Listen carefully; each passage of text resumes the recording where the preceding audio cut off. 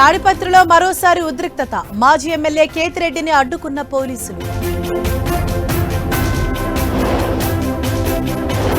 AP liquor కేసులో ED దూకుడు. 5 రాష్ట్రాల్లోని 20 ప్రాంతాల్లో సోదాలు.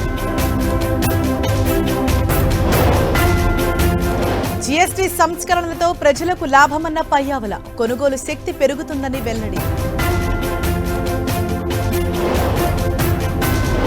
హైదరాబాద్ అఫ్జల్ సాగర్ లో విషాదం. నాలాలో కొట్టుకుపోయిన వ్యక్తి డెడ్ బాడీ లభ్యం.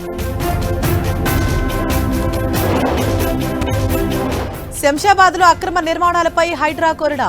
ఎఫ్టీఎల్లో నిర్మించిన కోల్డ్ స్టోరేజ్ గోడౌన్ కూల్చివేత. మహబూబ్ నగర్ జిల్లాలో ఘోర రోడ్డు ప్రమాదం. 2 ఆటోలు ఢీకొని 2 యువకులు మృతి.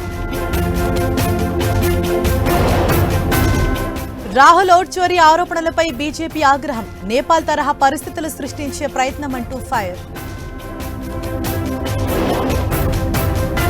ఓట్ చోరీ ఆరోపణలు అవాస్తవమైతే నిరూపించండి. ఎలక్షన్ కమిషన్ కు కమల్ హాసన్ సవాల్. కేరళ అసెంబ్లీ ముట్టడికి విద్యార్థి సంఘాల యత్నం. వాటర్ కెనాన్లతో చెదరగొట్టిన పోలీసులు. డెహ్రాడూన్ క్లౌడ్ బస్ట్ ప్రాంతాల్లో సీఎం పర్యటన. బాధితులను పరామర్శించిన పుష్కర్ సింగ్ ధామి. అబుదాబి పర్యటనలో కేంద్ర మంత్రి పీయూష్ గోయల్. పెట్టుబడులపై భారత్ యుఏఈ టాస్క్ ఫోర్స్ సమావేశం.